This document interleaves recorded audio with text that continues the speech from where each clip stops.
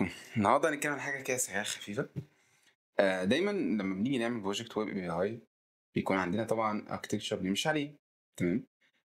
الarchitecture ده أحيانًا بياخد وقت طويل مننا في إن إحنا نبنيه من الصفر كل مرة إحنا بنعمل فيها الproject. بالتالي إحنا كل مرة بنwaste time كبير في إن إحنا بنbuild الstructure from scratch. طيب إيه الحل للي إحنا عايزين نعمله ده؟ حل بسيط جدًا إن إحنا هنعمل template. الtemplate ده هنقدر بعد كده نستخدمه في كل project إحنا عايزين نعمله، وده هيسرع علينا العملية بتاعة بُنى المشروع. طيب علشان نبني الtemplate أول حاجة ده project API أنا عملته، في packages أنا منزّلها، في فولدرات زي ما أنتم شايفين هنا للhandling حاجات زي كده علشان مش كل مرة آجي أعمل مشروع أكتب الفولدرات دي تاني، دي بتبقى فولدرات أساسية يعني ثابتة معايا للhandling للerrors والحاجات دي كلها جميعًا يعني، تمام؟ طيب هنعمل ده إزاي؟ ببساطة هنروح نكريت هنا في الproject بتاعنا اللي هو فين؟ نروح للproject سميناه EF project web API هنكريت folder اسمه .template.config .template.config بعد كده نفتحه هنكريت جواه ملف اسمه template.json. دي الحاجات اللي إحنا نحطها أساسية دي يعني كده المشروع ده هابقى أرفعه لكم على الGitHub وهاسيب لكم link الrepository وإن شاء الله المرة دي يكون شغال.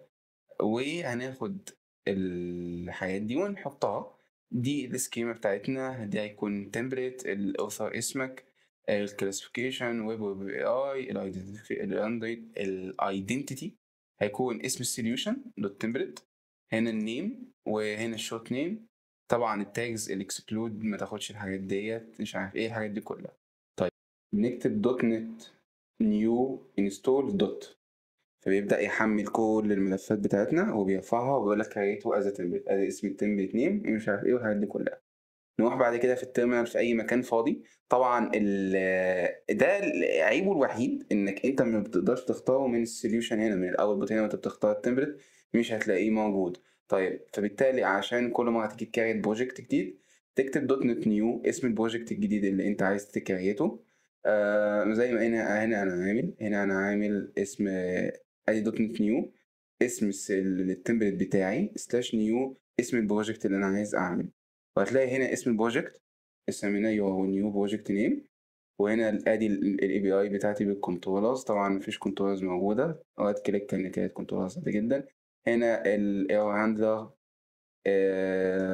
الapplication الحاجات دي كلها ودي كل الحاجات اللي إحنا محتاجينها. طبعًا في تعديلات هتفضل تتضبط بس الفكرة نفسها إن الموضوع ده هيسهّل عليك كتير جدًا، إن أنت بدل ما تبني from scratch لأ أنت بقى عندك template جاهز سريع تبدأ تعدّل فيه على الأقل، تمام؟ في packages حتى نازلة فيه في كل حاجة يعني لو إحنا جينا هنا ورُحنا على الNuget package دي الحاجات اللي معمول لها installed زي مايكروسوفت identity UI OpenAI API Scala كل الpackages اللي أنا باستخدمها عملت لها install فبالتالي الموضوع ده هيريحك كتير جدًا في بُنى الstructure بتاعك.